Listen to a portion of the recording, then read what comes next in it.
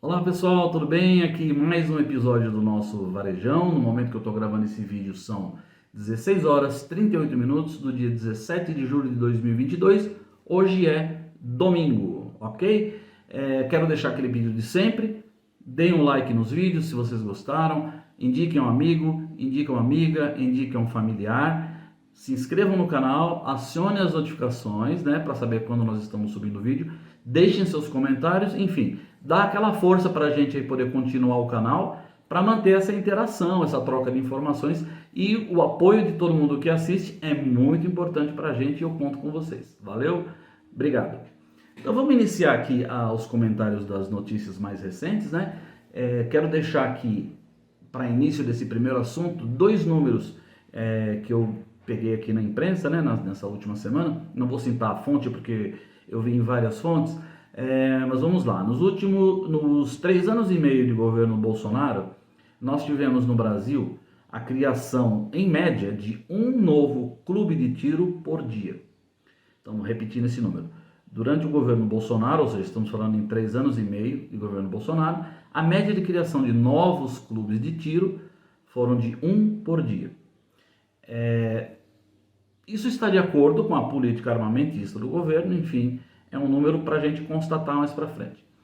Outro número que eu quero deixar aqui também relatado, nos últimos 5 anos, então para ser justo, 5 anos, 3 anos e meio de governo Bolsonaro, 1 ano e meio de governo do ex-presidente Michel Temer.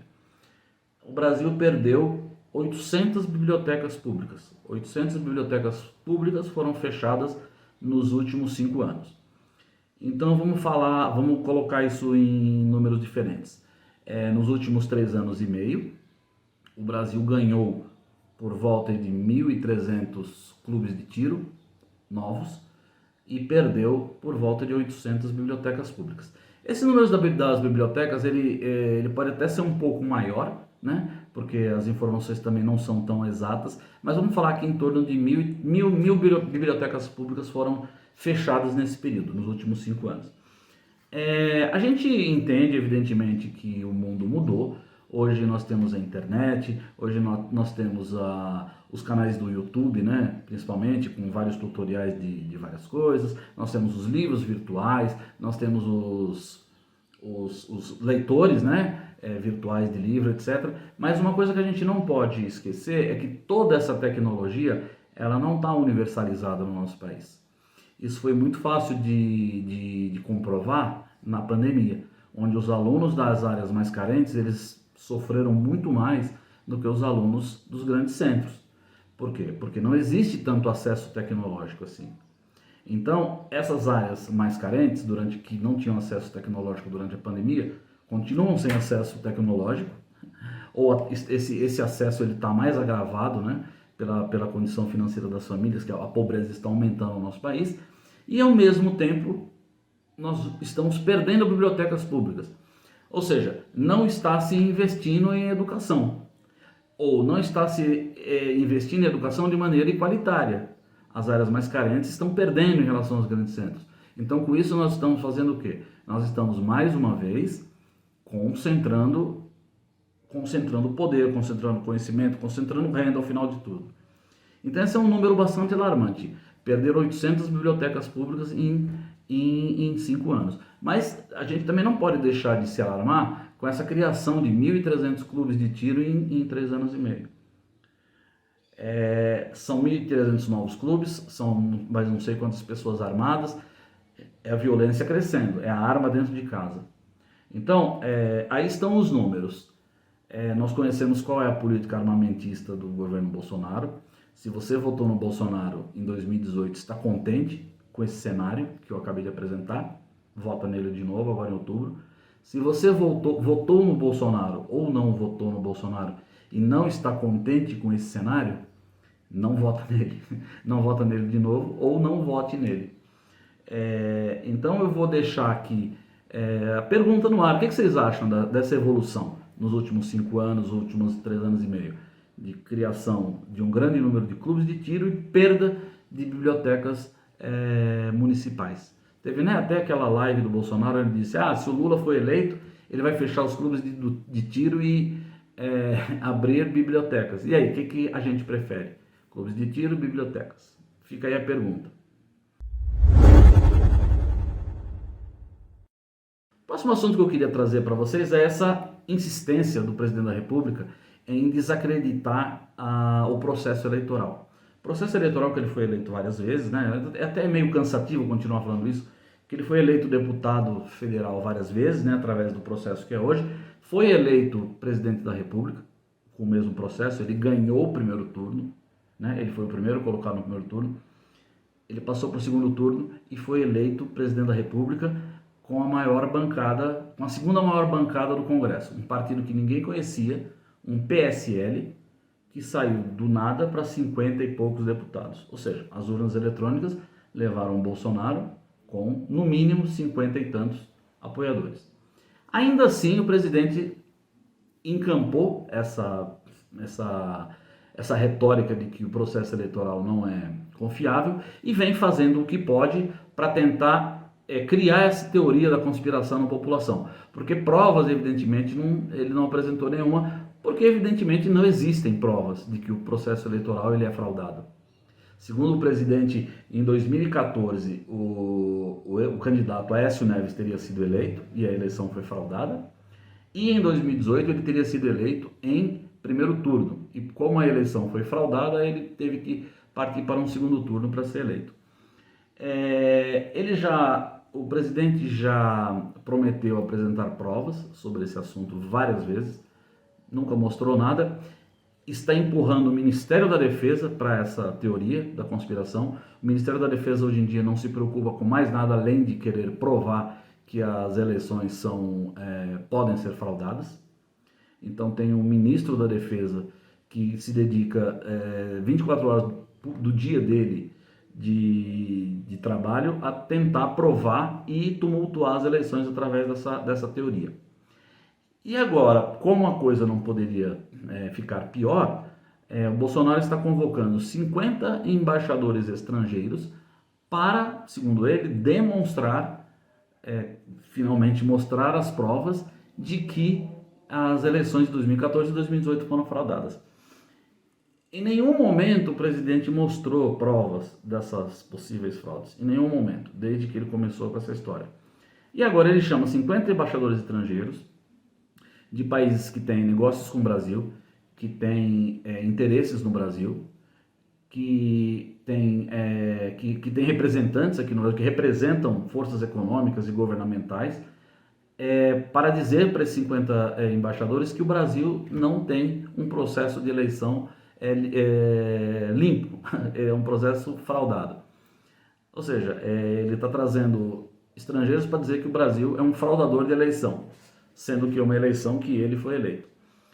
Então eu não sei, me mostra, isso para mim me parece assim uma tentativa mais do que desesperada do presidente de tentar um adiamento de eleições, etc., por já perceber que essa eleição para ele está perdida. Ou em primeiro ou em segundo turno, contra o Lula, contra a Simone, contra o Ciro, ele é um candidato fraco hoje em dia.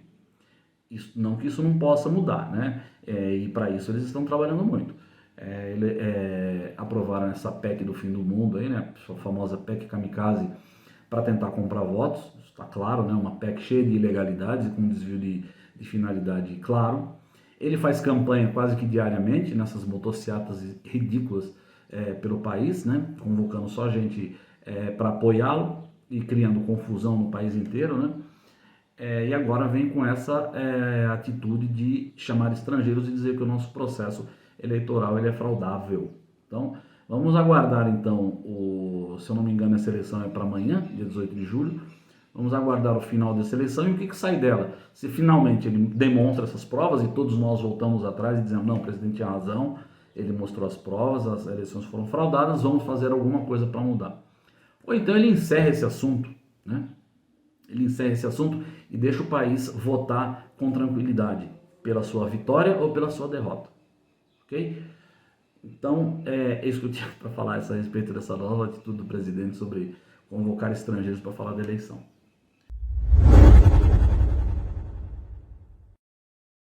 Um outro tema que eu gostaria de falar aqui com vocês, não é uma notícia do dia, né? É uma reflexão, não bem uma reflexão, mas eu quero colocar alguma informação em um debate que normalmente é travado dentro das famílias, dentro do local de trabalho, nas rodas de amigos, etc. Não é um juízo de valor, mas é colocar informação. Como eu coloquei informação sobre a Lei Rouanet no primeiro episódio aqui do Varejão. Então, eu não estou dizendo que as pessoas têm que ser a favor, têm que ser contra. Eu quero trazer informação para que as pessoas debatam o assunto com um pouco mais de propriedade, porque às vezes a pessoa não tem informação completa daquilo que está falando e acaba por ser contra ou ser a favor de algo que não tem informação. Então, o que eu queria falar hoje com vocês é um assunto polêmico que chama-se auxílio reclusão. Para quem não está habituado com o tema, o auxílio reclusão ele é um valor que é destinado à família de um preso enquanto ele está encarcerado. Então o sujeito foi lá, foi pego cometendo crime, foi condenado, está encarcerado, a família recebe um valor de pensão para ajudar na sua manutenção. Mas como é que funciona isso? O cara é preso, automaticamente a família começa a receber dinheiro? Não, não é bem assim. Para que a família desse preso tenha direito a esse auxílio reclusão, esse sujeito preso ele tem que ter sido um contribuinte do INSS. Então, o sujeito trabalhava, ou era autônomo, enfim, contribuía regularmente pelo INSS, lá durante, 5 anos, 10 anos, etc. Chegou num determinado momento na vida, enveredou para o lado do crime, cometeu um ou mais crimes, foi pego, condenado e está preso. Nesse caso, de um ex-contribuinte que está preso, a família ela poderá, sim, fazer jus ao pagamento dessa pensão. Poderá requerer o pagamento dessa pensão. E só nesse caso. Se esse sujeito daqui preso não foi um contribuinte do INSS, não existirá esse benefício. Então, assim, não é nenhum juízo de valor, eu não estou dizendo aqui que deveria ter, nem que não deveria ter, mas que quando o auxílio reclusão existe, é porque o preso ele foi contribuinte do INSS. Então ele pagou e agora a família vai receber uma pensão.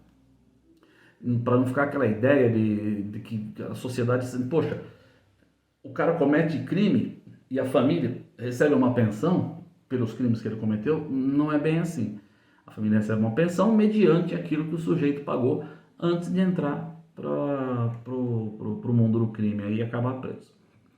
Então, mais uma vez, existe material farto sobre esse tema na internet. Quem quiser pesquisar, é só colocar auxílio reclusão e todas as informações estarão lá. Então, eu quero trazer aqui informação para as pessoas, para que as discussões pelo país elas passem a ter, uma tentativa, né? Evidentemente a gente não tem um alcance muito grande, mas é uma tentativa de trazer informação para que as discussões ao longo do país elas sejam feitas com base em informações. E assim a gente tenta que o calor político, né, não suba muito em qualquer tipo de discussão. Porque senão a gente cai sempre naquele campo. É coisa de esquerda, é coisa de direita, é coisa daquilo. Não, é coisa da lei. Né? Então a gente não tem que ficar se degladiando com um amigo, com um familiar, etc., por conta de alguma coisa que está dentro da lei. A gente pode se posicionar contra, posicionar a favor, mas a gente tem que saber sobre o que está falando. Essa é a nossa opinião aqui do Varejão. Legal? Então, terminando mais esse episódio curtinho aqui, quero desejar aí uma boa semana para todo mundo, pedir mais uma vez aquela força com like, com inscrição, com acionamento de notificações, comentários, etc., para manter o nosso canal aí, dar essa força para a gente poder continuar essa interação. Valeu?